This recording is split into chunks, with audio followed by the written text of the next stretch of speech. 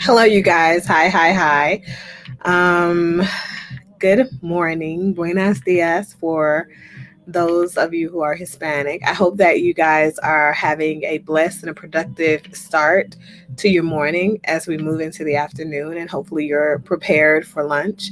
Um, I am Dr. Jefferson. If you are just now tuning in for the first time and checking my content out for the first time, I am a psychotherapist, family life educator, um, life enhancement coach, success coach, business success coach. I wear so many hats nowadays. So I feel like this is a really important topic. And as you guys come in to check out this content, I would love for you guys to like it, subscribe, whatever platform you're looking at me on. Make sure you subscribe to it. And of course, share the content because we never know where people are in their life's journey and who needs to hear what, right? So today I'm going to briefly talk to you guys about mental fitness. So, oftentimes you hear people talk about mental illness and we say, oh, that person's crazy, or, there's something wrong with you if you're going to see a therapist or you're seeing a counselor or mental health professional.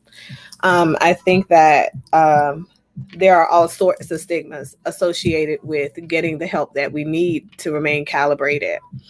So, the first thing that I'm going to do is talk about what mental fitness actually is, or and this mental health is a segue or an introduction or a way to or bridge to, right, gain your mental fitness.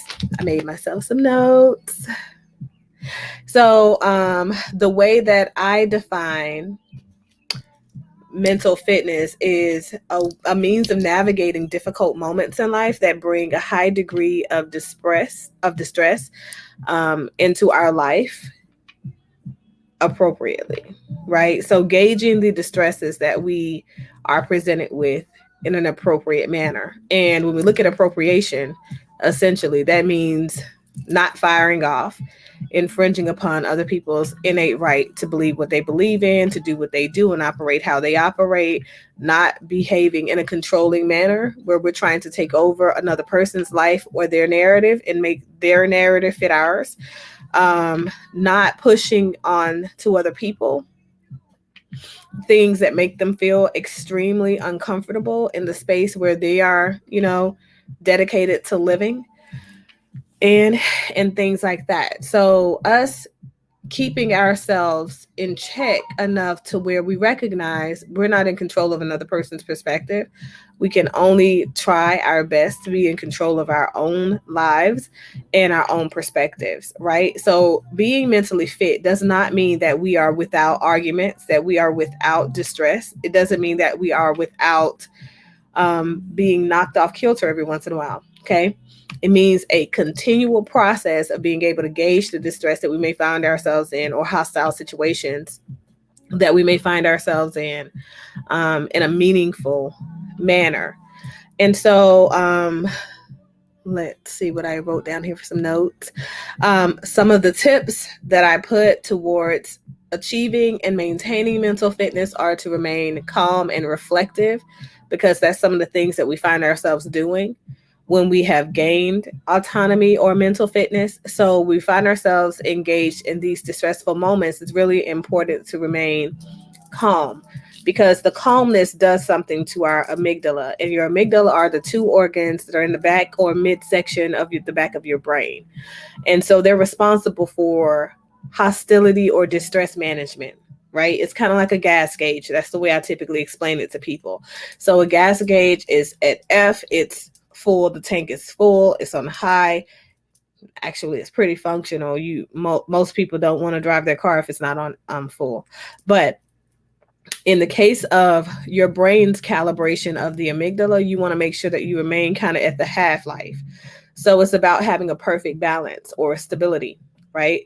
So instead of being all the way at F or all the way at E, because all the way at E, when we're talking about your amygdala and its functioning in response to high levels of distress, if you're all the way at E, you're also all the way at E in your life functionality. So you're not doing things that you typically would do. You're very depressed typically. And at F, when we think about it, right?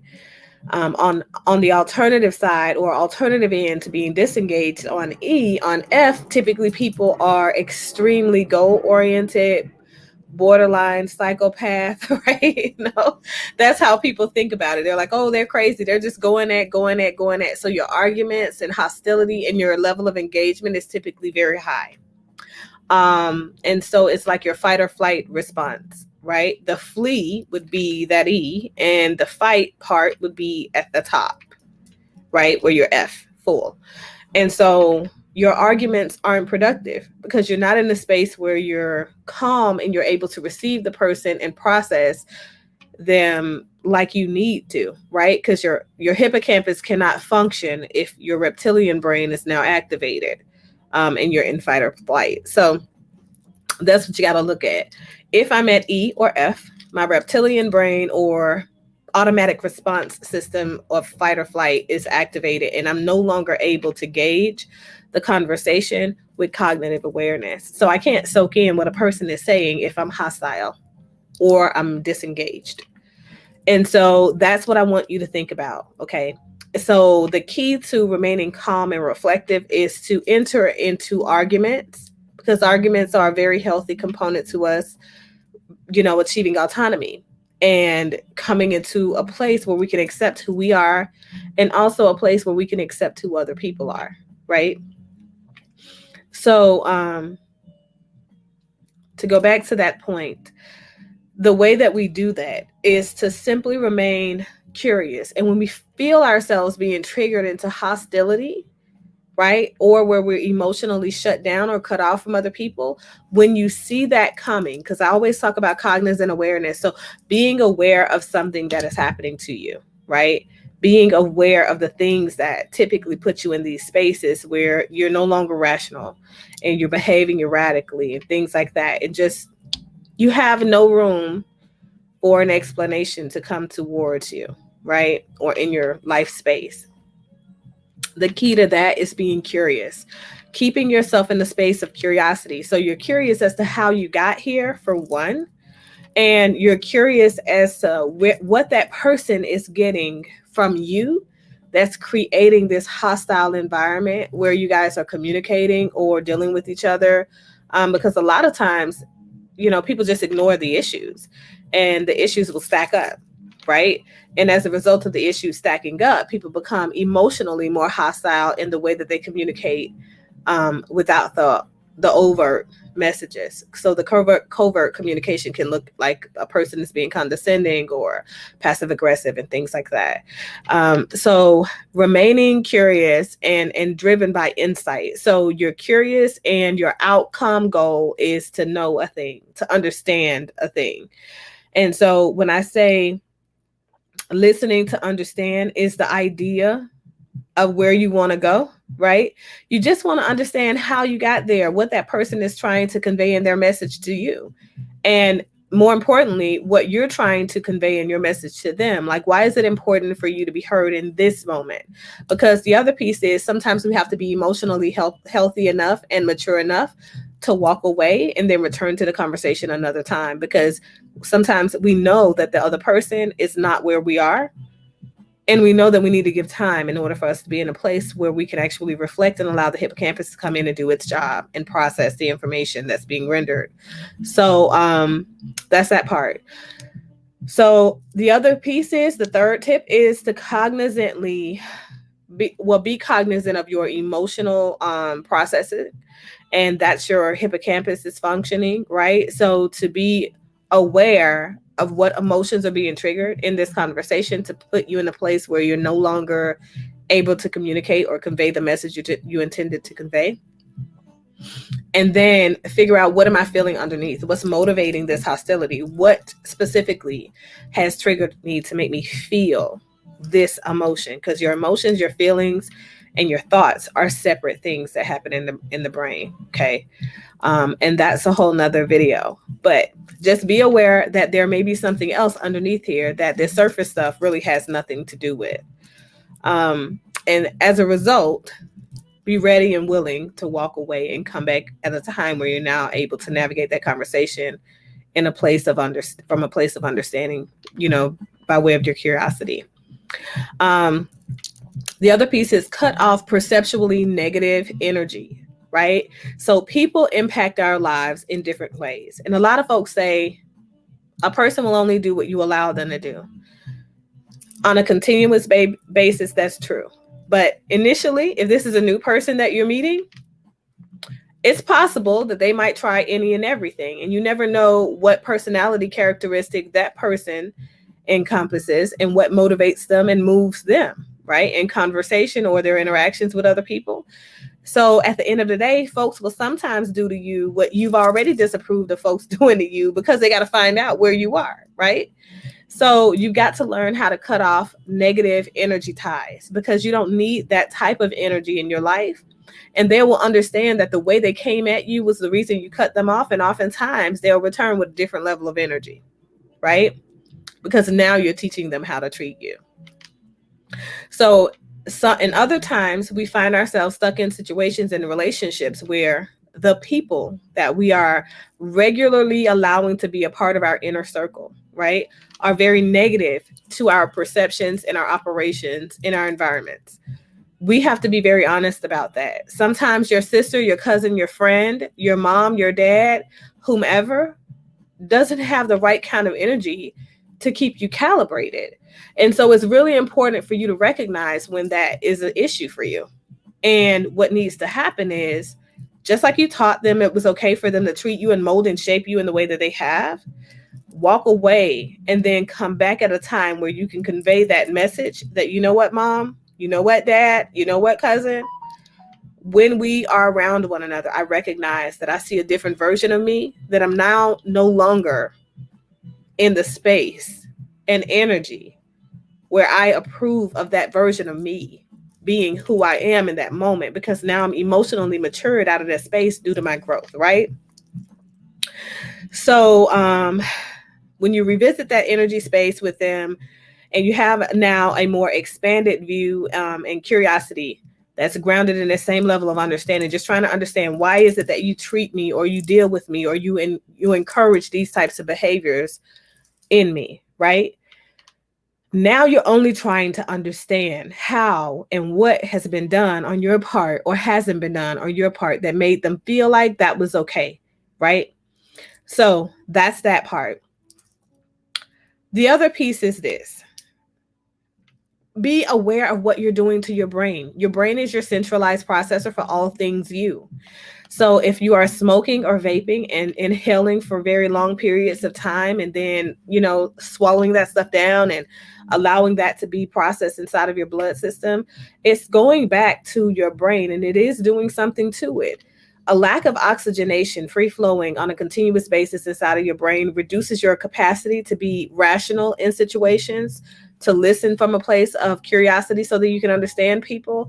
And operationally, it reduces your capacity to be able to receive the world around you appropriately.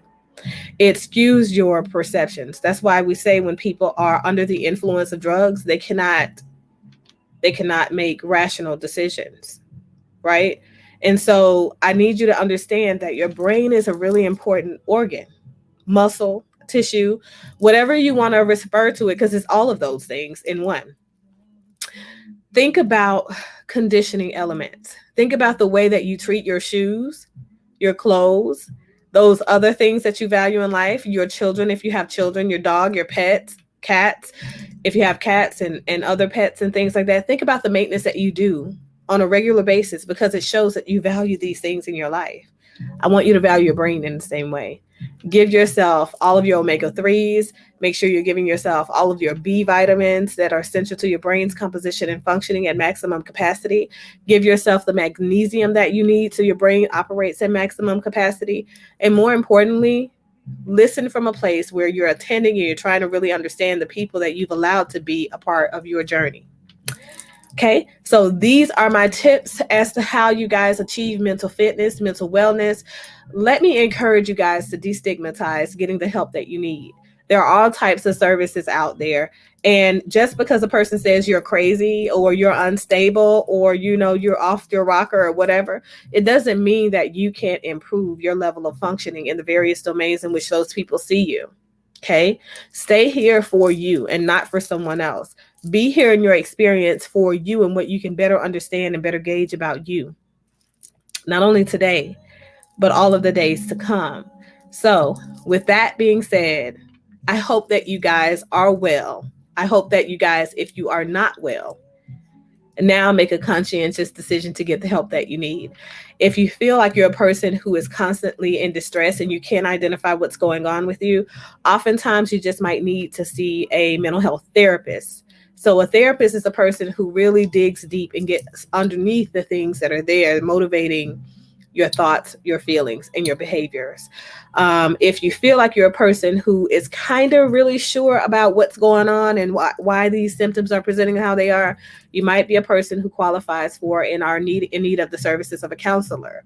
Counselors and social workers and therapists together have a really great way of making sure that people have adequate coping skills to go through and navigate life's difficulty. Because the thing is, we will not live a life without the impact of stress. Distress will always impact us. The question is, to what extent will you allow that to impact you and knock you off of your optimal functioning, right? So, if you are a person who figures out that, okay, I've gone to counseling, I've gone to therapy, I know I got all of these things, right?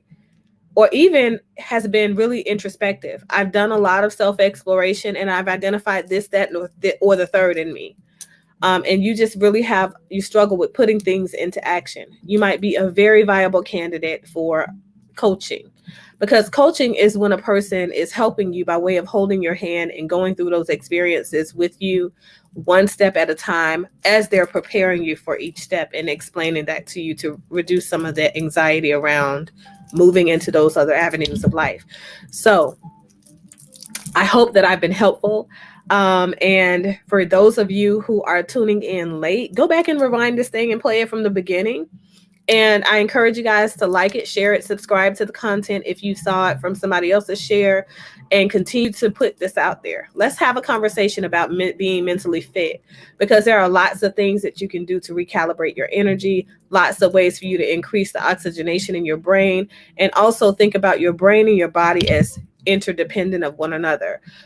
Sometimes you need to get out and do some physical exercise because it also stimulates those feel-good hormones in the brain. Your norepinephrine, your dopamine, your serotonin levels are increasing at record numbers when you put the work in physically to align yourself mentally.